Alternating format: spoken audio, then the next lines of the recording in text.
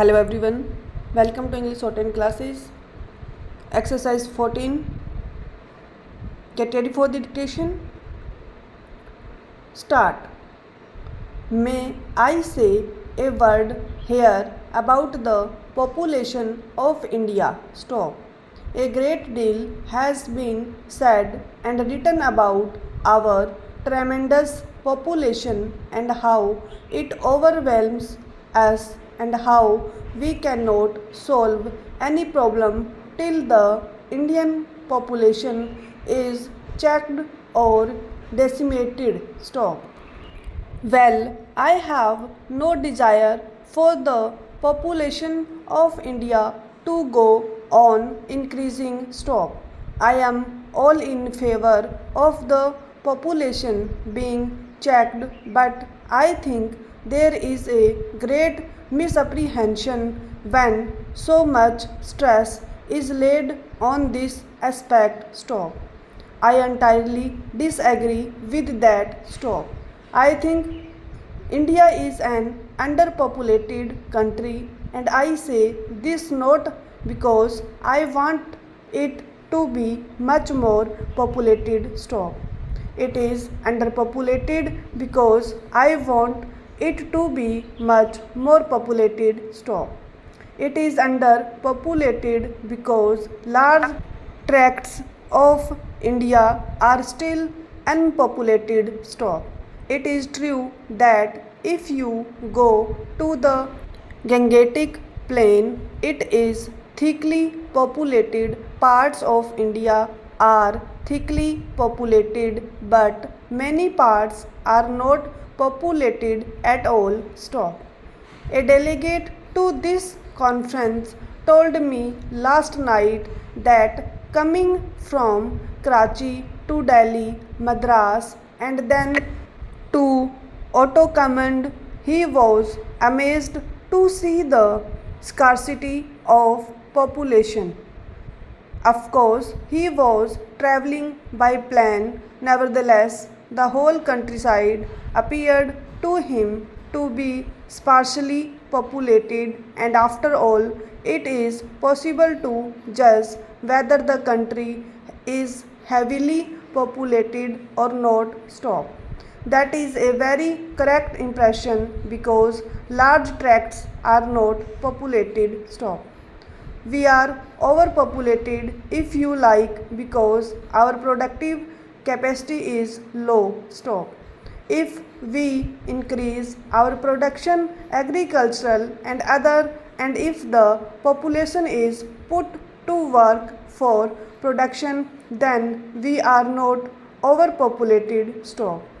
We have these big river valley schemes which in association irrigating land, preventing floods, soil erosion and malaria will produce a very great deal of hydroelectric power, and at the same time we will have industrial development. Stop. If you look at the map of India, you will see the noble range of the Himalayas from the north to the northeast. Stop. I do not think there is any part of the world similar in area which has so much concentrated power, latent potential power, if only it can be tapped and used. Stop. Well, we intend tapping and using it. Stop. But my point is that not only India but the whole of this Asian region is full of vast resources, human and material, and the question before us is how to hold them together and produce results. Stop. Apart from increasing production in this way, I think it is important for us to utilize our existing resources better. Stop. I do not think they are being utilized to the best advantage. Stop. We can get more out of what we have than we have been doing. Stop. that involves in India as in the rest of Asia many problems, the economic system, the relation of capital and labor and the satisfaction of labor stock.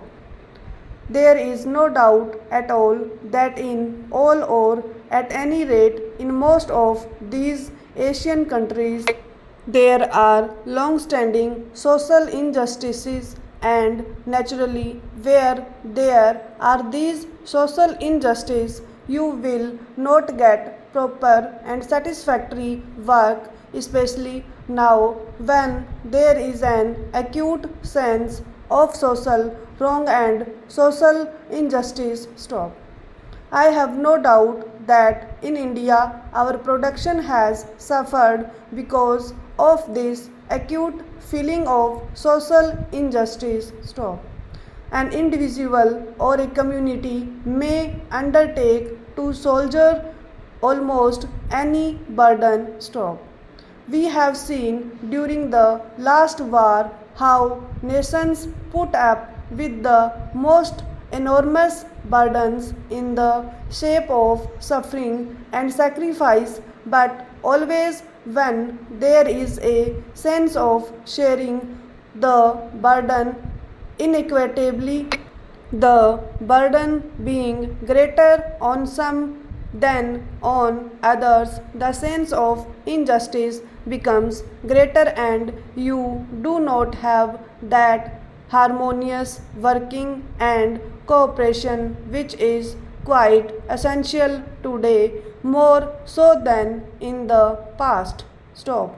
Therefore, this problem has to be viewed from the human point of view quite apart from a purely economic point of view. Stop. If one does view it from that human point of view, if one tries to cooperate without entering into a long argument, I think one can go far in solving it and getting the measure of cooperation even among people who may hold different theories. Stop.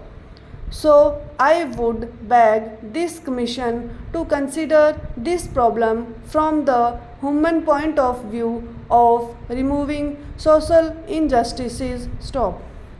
The commission, of course, is not going to dictate to each individual country about its economic structure, but any advice from the commission will no doubt go a long way, and most countries will probably follow it in the largest measure they can. Stop. Now, to repeat what I have said, I hope this commission will bear in mind the fact that we are dealing with hundreds of millions of human beings and not abstract countries and abstract groups. Stop. Each individual is a member of a family with children who are possibly starving, who have possibly had no education and no opportunity for growth and advancement. Stop. I mentioned right at the beginning certain parts of Asia which have not completely solved their political problems. Stop.